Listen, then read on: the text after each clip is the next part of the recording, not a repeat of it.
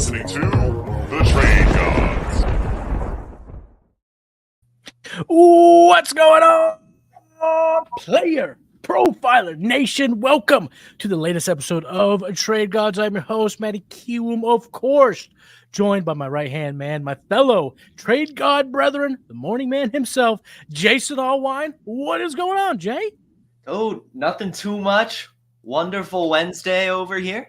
We're ready to talk some trades and ready to talk, I guess, the AFC North. Last week we did the NFC North and it was awesome. It was incredible. And we decided we might as well stay in the North next week and go with the AFC North because we thought it would be awesome. But I don't know. It's less sexy, but we've got great nuggets and definitely great players to buy for sure. And it's going to be an awesome show. But there was something special about those NFC North last week, kind of missing those guys. Yeah, sometimes it's about the polarity of life, right? The Thanos meme exists for a reason because there's, with everything comes balance. We started off with an absolute banger of a division, a great conference, And this week we're going to, continue on our journey throughout the entire NFL, going through all 32 teams. But this pit stop, it's not as exciting. The AFC North is not as exciting. But I will say we do have a number of buy candidates. These are players that we think you should be buying in Dynasty. So without further ado, let's get into it.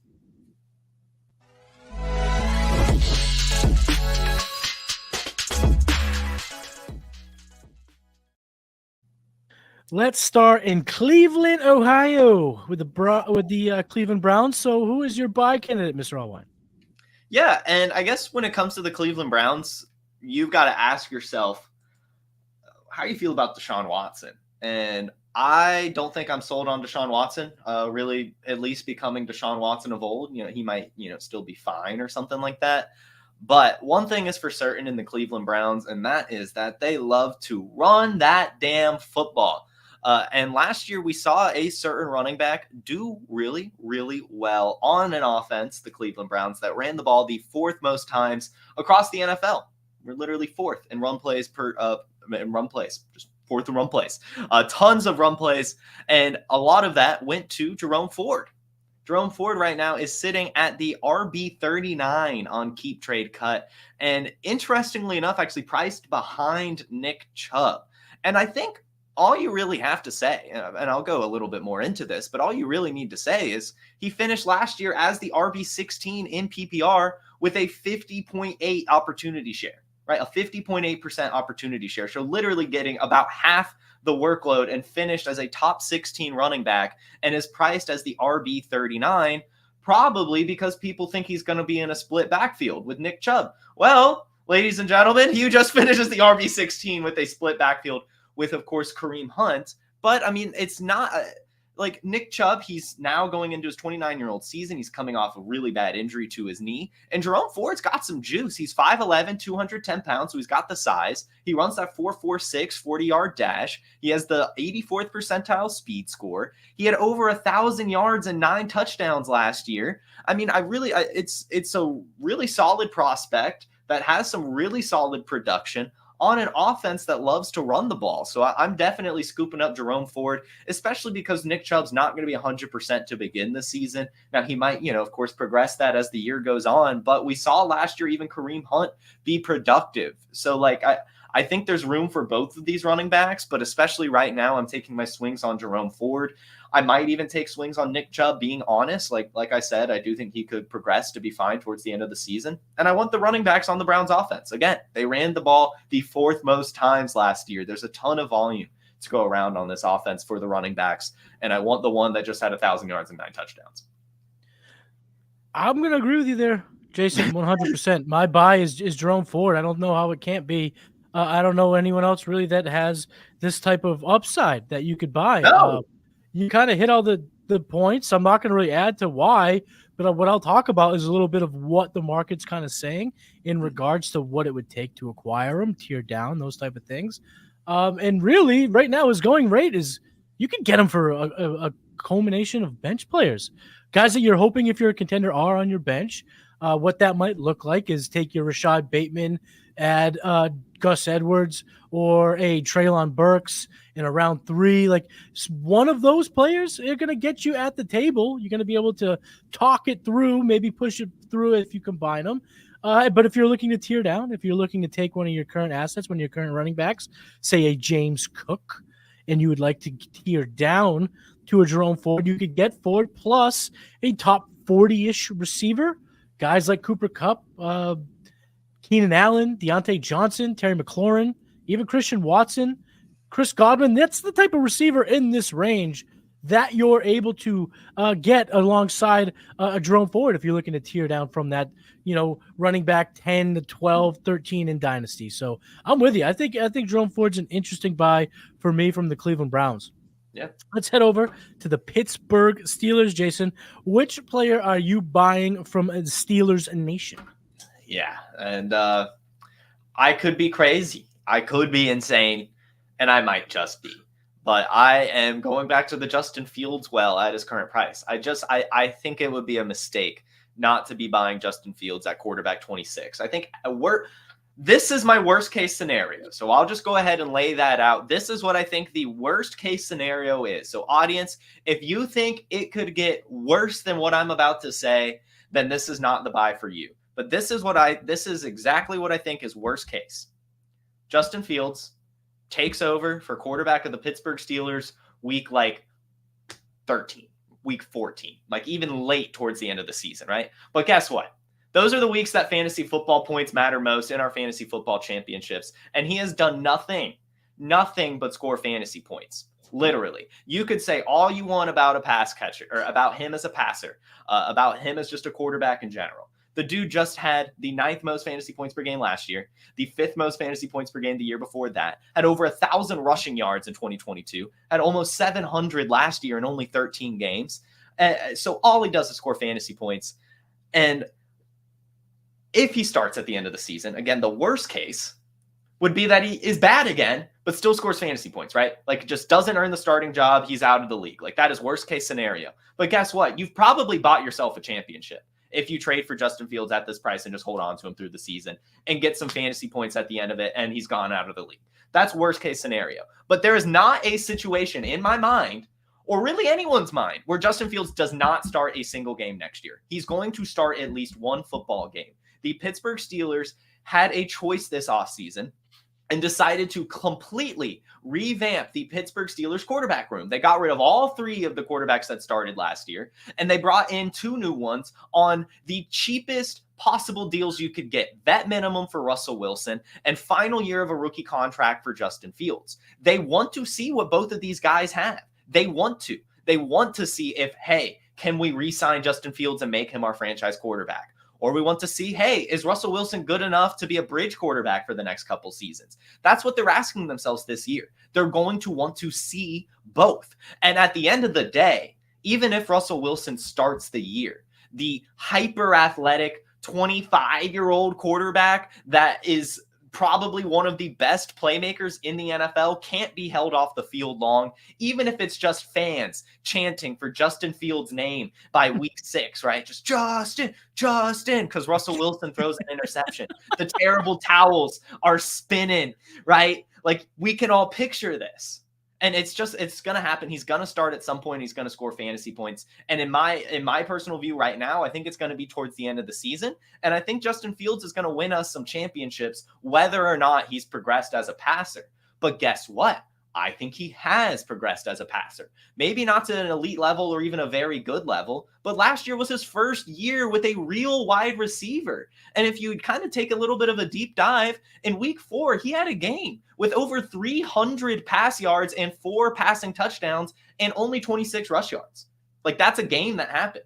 And in 5 out of his 13 games last year, he had over 30 pass attempts. It was getting better. And surprisingly, despite only playing in 13 games, he finished 22nd in pass yards amongst quarterbacks. Now, I'm not saying that's great, but saying he's missed time and already being a low volume passer, that's all right. And we've seen historically quarterbacks under Arthur Smith be decent. He's one of the people pretty much coined with the success of Ryan Tannehill's kind of resurgence as a fantasy viable quarterback.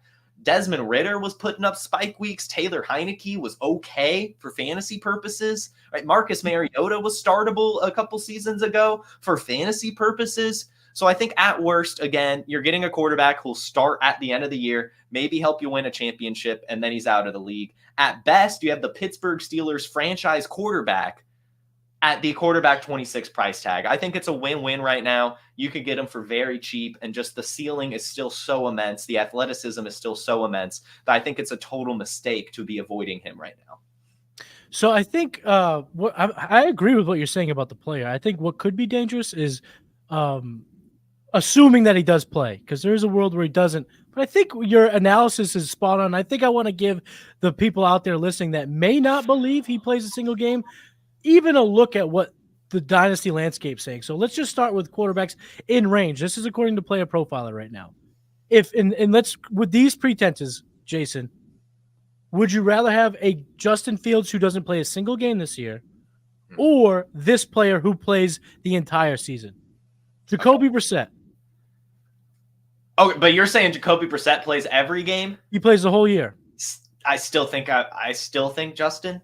That's right. I would add, and this is dynasty context. Yeah. So yes, for sure. I want Justin not starting a single game. Like this is just hoping for 2025. Yeah. That's what I'm saying. I'm putting this. That's why I'm doing this exercise, because I think even the people out there who believe it's Russell's job for the whole season need to understand what the market is saying about Fields and why he is a buy at this price.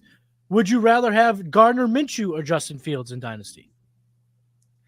You're asking the wrong guy here, Gardner Minshew. But I'm resounding Fields there. I'm resounding Fields. I like Gardner Minshew. I don't know why. I don't. But again, but look, if I am already high enough on Gardner Minshew.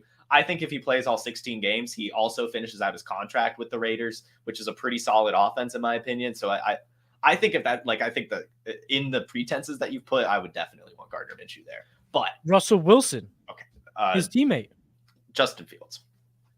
Derek Carr.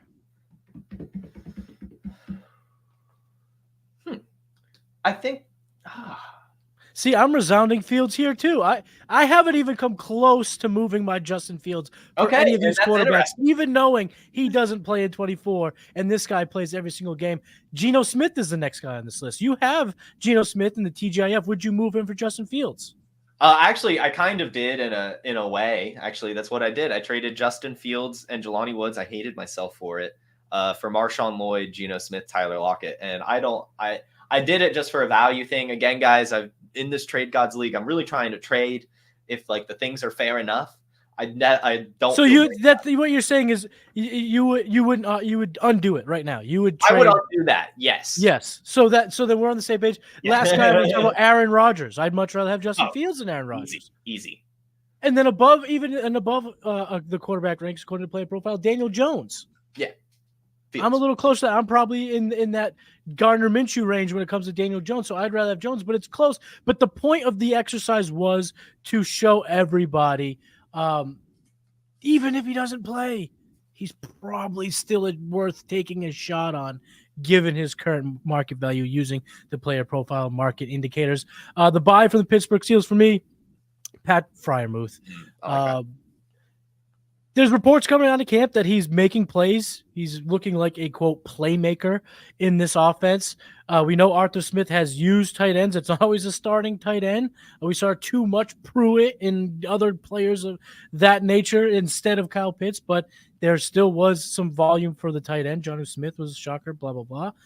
Pat Freiermuth, if he's going to be the playmaker, if he's going to be the tight end used to catch passes while they use Darnell Washington more in line to block, things of that nature, I think that Pat Freiermuth, given his production in the NFL, his athleticism, he's best compared playable on PlayerProfiler is Hunter Henry, and I think that's very apt. I think that's a good comparison, and I think that's an exciting comparison. And when you look at a guy who's, been a top 12 tight end on a points per game basis before, a guy who has had 7 touchdowns in a given season, and when you look at the back-to-back almost double-digit points per game seasons, you don't see a lot of touchdowns over the last 2 years.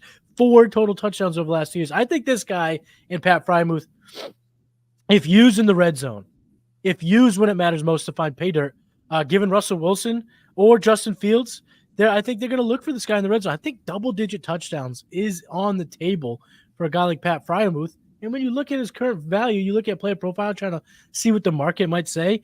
It suggests that you could move a late second or around 3 plus kind of a handcuff type player. Someone that it's probably your running back 6 or 7 plus a pick here to get a tight end. I think that has pretty similar upside, I think, in terms of touchdown value, some of the best. So I'm going to try to buy me some Pat Freiermuth. Any thoughts on Big Patty Muth? No, I think it's an incredible buy right now. We are not crazy far removed from him being like, do you remember what his rookie season? Like everyone was like, Muth, top five. Yeah, like the hype was crazy because he was a pretty solid tight end and a consistent one. Now, this is not a tight end that I think either of us, even with you buying him and me buying him, I don't think this is ever a tight end that has a massive ceiling. I believe that a couple seasons ago on Trade Gods, we talked about him. I think I called him Heath Miller, which was fine, right? It's just a guy who will be fine, right? And that is something that's a little bit understated, I think, when we talk about tight ends, is just having a reliable guy. You're not in tight end wasteland. You're not necessarily in tight end heaven, but the Muth at his current price tag, I think, is a decent one. You already mentioned all the reasons why, so I like it. I like it a lot. Again, he's been valued much higher before, and is only 25, which I think that's like the same age as like some of the rookies coming in this year. So like, I think he's still young, of course, and usually takes some time at tight end. So yeah, give me the Muth. Giving Muth in a little bit of a little buy situation. We're going through the AFC North, a buy from each team. 2 down, 2 more to go. So you're going to want to stick around to hear what buys we have from the Cincinnati Bengals and the Baltimore Ravens. This episode is brought to you by PlayerProfiler, the Dynasty Deluxe package. The rankings are the best in the industry. It includes strategy mode where you can say, hey, change the rankings to be win now. Oh, change the rankings to be productive struggle. There's also a draft planner to help us strategize where you should take players because the draft planner also includes ADP. There's a trade finder where we look up on My Fantasy League and we see trades that are done, including a particular player. Then there's a trade analyzer where you can plug in draft picks, players, and we assign a lifetime value to draft picks out 5 years. The best thing about our trade analyzer, it can't be gamed with volume. And there's mock draft data to see right now what's the market for player X versus player Y, including in the fall when very few mock drafts are happening. And our Dynasty Guide, the Dynasty Dominator, would cost you $10 on Amazon, but you get it for free with Dynasty Deluxe, and you get our Rookie Guide for free, a $25 value. So you get all of that for $45. I mean, it's a great deal.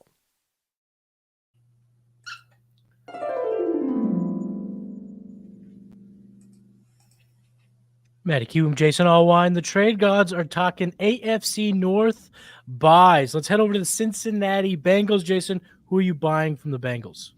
I'm going to keep this quick because I actually love your pick. So maybe I could add to that when you're done. But my quick buy, and I know that this is super difficult to pull off, and that's why I'm making this quick. But if you can do it, if your league's market has somehow made this an option, if for some reason Jamar Chase is on your trade block and acquirable by any means necessary, go get that player. It's very rare to be able to acquire him. Right now, there's just the kind of uncertainty around Joe Burrow for some reason. The weird T. Higgins situation has just kind of caused just like a cloud around Jamar Chase, even though he's not involved at all. So I think that I would use that to buy him. I mean, I would use Puka Nacua, Garrett Wilson, maybe see what I could add to those guys.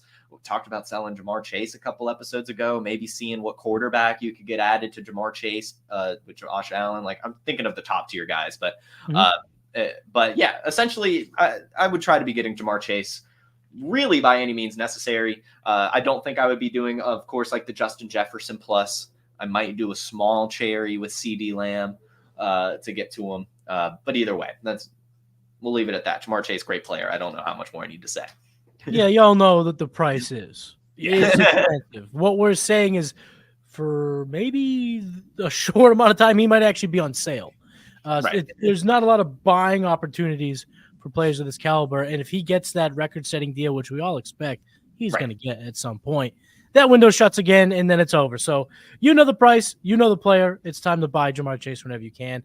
The next player that I'm going to talk about, I'm actually going to sprinkle in 2 players I'm going to take the kind of shrimp way out, but I'm going to give everyone here listening a little bit of homework. I'm going to say buy the Cincinnati Bengals running back that is cheapest in your league. Okay. They're both going, whether it be Zach Moss, Chase Brown. Market indicators on Player Profiler suggest that you are getting both of them at similar value.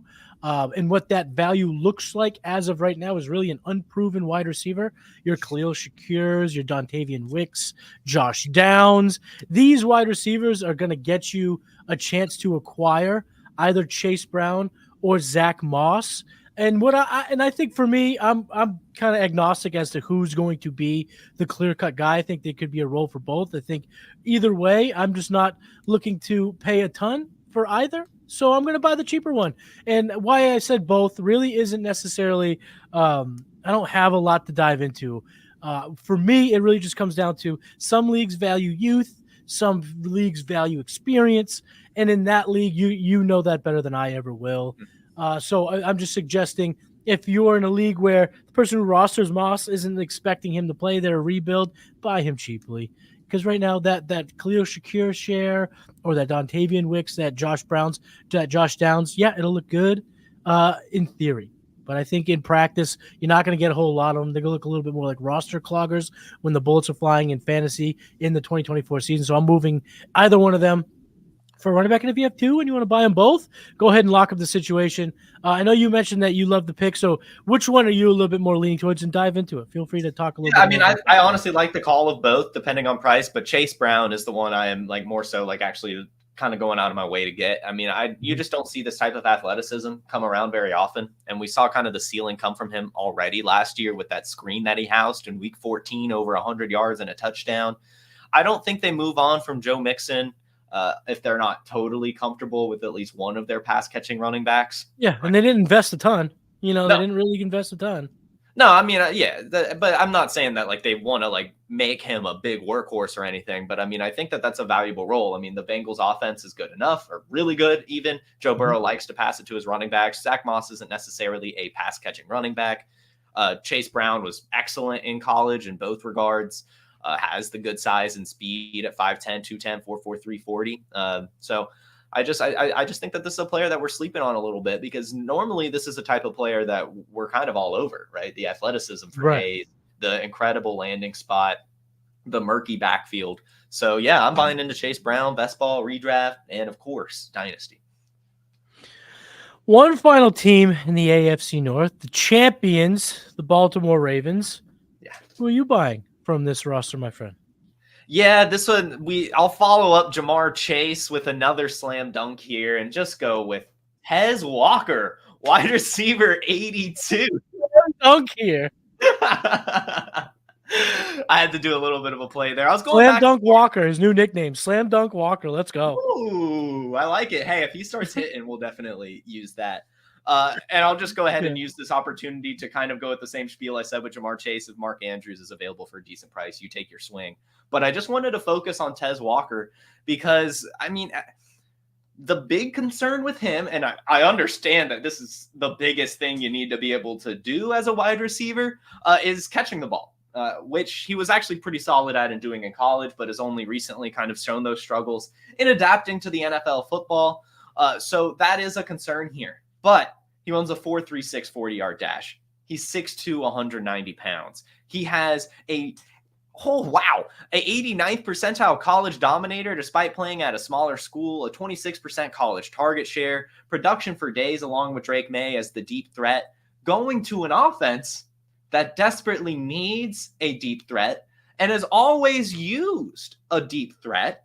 And that deep threat has usually been successful on at least a few random occasions. Now, we haven't had a good fantasy viable one since Hollywood Brown, but he was really solid, a top 15 season, over 1,000 yards one year. Last year, Nelson Aguilar had 4 weeks over 10 points, some of those spike weeks from the Nelson Aguilar. This Tez Walker is Nelson Aguilar on steroids, really. Like, he had just incredible athleticism and size.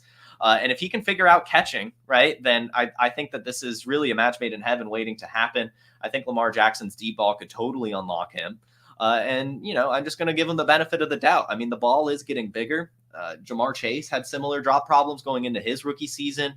Just giving him a whole offseason to work on it. We're hearing actually some rave reviews from Harbaugh out of camp as well in the rookie OTAs that he's hardworking and all this stuff.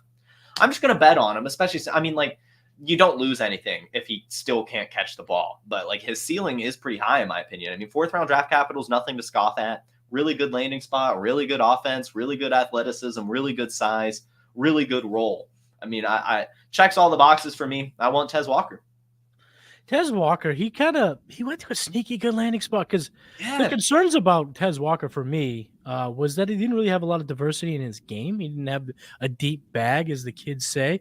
And when I asked him at the combine, 3 words to describe his game, he used the same word 3 times. And I thought that was very apt. At the time, I was like, oh, that's cool. He thinks he's very fast. He said speed, speed, speed. So that's cool. He thinks fast. And then as I saw him kind of unfold as a prospect, I said, oh, yeah, that's all he has. That's why it was tough for him to come up with another name. But in this offense, he's not being asked to do a lot more than, haul in some deep passes from an offense that I do think takes in a second jump forward. Even though we saw them be very good last year, I think as a whole, we could see a lot more production from this team.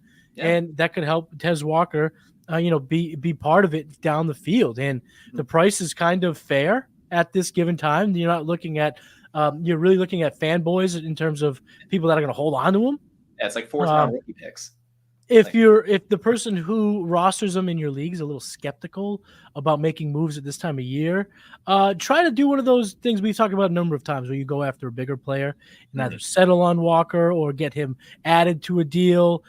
Just don't let them know that you're in on a guy like Walker. Don't set off their alarm bells if that's the type of player in your league that rosters him. But I do think that Tez Walker is a guy that I don't love as a prospect, but I do like the situation. I like the role.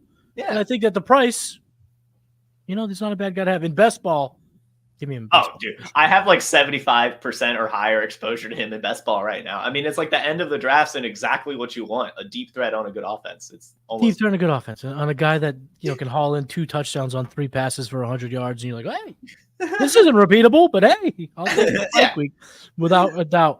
The wide receiver that I'm going to talk about, because I'm going to talk wide receiver here as well. Zay Flowers from the Baltimore Ravens. It's going to cost a lot, but I'm okay paying a lot. I look at a kid drafted in the first round, scored 12.9 fantasy points last year as wide receiver, 31 on a points per game basis. Right now he's coming off the board right around wide receiver 25, so the market's already projecting a better season, so everyone is high on the kid.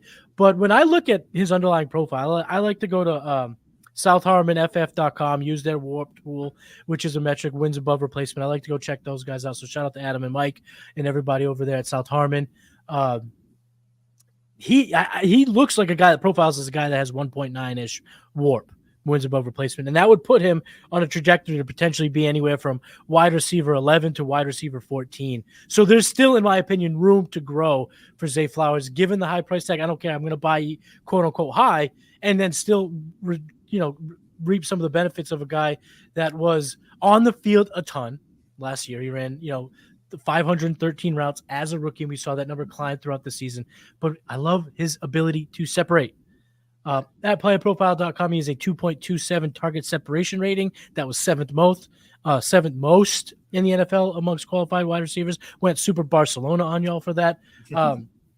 He had 276 total route wins. That was top 6th in the NFL and had a 49.2% win rate versus man coverage, 6th highest. So the guy can get open. The kid is talented. And I do think we see a ceiling that of 1,100, 1,200 yards in year 2, because again, Tez Walker was a great addition for the offense, but not a threat to what Mark Andrews or Zay Flowers can do. And I think we do see a pretty high target consolidation between those two guys, Zay Flowers and Mark Andrews. And I do think this is a massive breakout year for Zay, and I'm willing to buy. When I look at the market indicators right now at Player Profiler, they're not cheap, right? They're not cheap. They're looking at a late first plus a second in this year's draft. I'm okay paying that price. Or a running back 2 plus some of the names I mentioned for Jerome Ford. So if it takes you, around 2 or a running back 2 plus Deontay Johnson, Terry McLaurin, Keenan Allen, I'm comparing those two to tier up to Zay Flowers because I think there's so much meat left in that bone, so much production still left to be had for Zay Flowers. Anything you want to add about Zay Flowers or the AFC North tour as a whole, Jason? I am less confident in buying Zay Flowers than you are, I think. I think he's accurately valued, which is fine. Like, I don't mind getting assets like that. I think I will take the opposite stance and not see much more room to grow. I'm just not a huge fan of the low ADOT smaller guys as they creep into like the top 20 range as a wide receiver. But this is just something I've talked about a lot on the show now at this point. I really like tearing down my wide receivers. It's just such a deep position to where if I had a Zay Flowers, I'm probably shopping him to see what I could get on top of some of these win now wide receivers or just some of my guys like JMO or Christian Watson. But that's just a Jason philosophy thing. I think you've laid out a good case, and I understand buying a player like Zay Flowers. I definitely don't think he loses much value. He is the focal point, at least as a wide receiver on this offense. Gonna still get a ton of volume. I like some of the deeper wide receivers personally, so it's tough for me. It's practice. I mean, it's always viable. We always preach all different methods of acquiring players, selling players. That's why we're the motherfucking trade gods. Jason Allwine, Matty Kiwoom. That's the episode. AFC North buys each and every team. We're going around the NFL. All 32 teams. We have a buy from each of those. Jason, tell the people listening where they can find you and what you're working on. Yeah, definitely. But before you go find me, why don't we do this? Why don't we let the audience decide what division we do next? You guys, whatever, put your favorite division in the comments, right? And whichever one gets the most likes or I guess commented the most times, whichever one, we'll maybe use a combination of the two. We'll cover that one next week. So let us know what division you're ready to hear about because we're ready. We got buys for every team. Love it. I love that. And we're on the world tour right now, baby. So let us know. Around America. Yeah, I guess just an America tour. We're not. It's America tour. Just one America. day it'll be national. We'll have a team in London or Mexico City or Toronto, and we could be considered world travelers. But for now, we're just in the really even just the contiguous United States. We're not even going to this area keeps getting smaller and smaller. All right, let's stop before we're talking about one team only. Anyway, you can go find me, Wake and Take, Monday through Friday on this Player Profiler channel, 10 a.m. Eastern, just breaking down usually the recent news or just whatever other fantasy football topic I feel like covering that morning if there's not that much news to go on. But either way, it's a great time. The audience is great. Chat's popping off, so come join me over there Monday through Friday. Again, that's called Wake and Take at 10 a.m. And, of course, you can find me on social media at JFootballWine on all social medias. So go find me there. Make sure you're subscribed to the Player Profiler YouTube channel and the Player Profiler News YouTube channel. Like this video, leave a comment. Which division do you want Jason and I to talk about next? You can find me on X at Matty Kiwoom. The game plan, trade gods, obviously, blue chips, future cast, the hurdle. You can find all that here at the Player Profiler network of shows. Everything else, head over to the draftrankings.com. He's Jason Allwine. I'm Matty Kiwoom. We, of course, are the trade gods, and we will see you next week. Make sure you leave in the comments what division you want us to go to next. Peace. Hey, I want to thank you for being part of this broadcast. If you have any thoughts on it, leave a comment. If you enjoyed it, make sure you leave a like. And if you want to see more shows on the Player Profiler channel, subscribe to it. That's how we know you want more.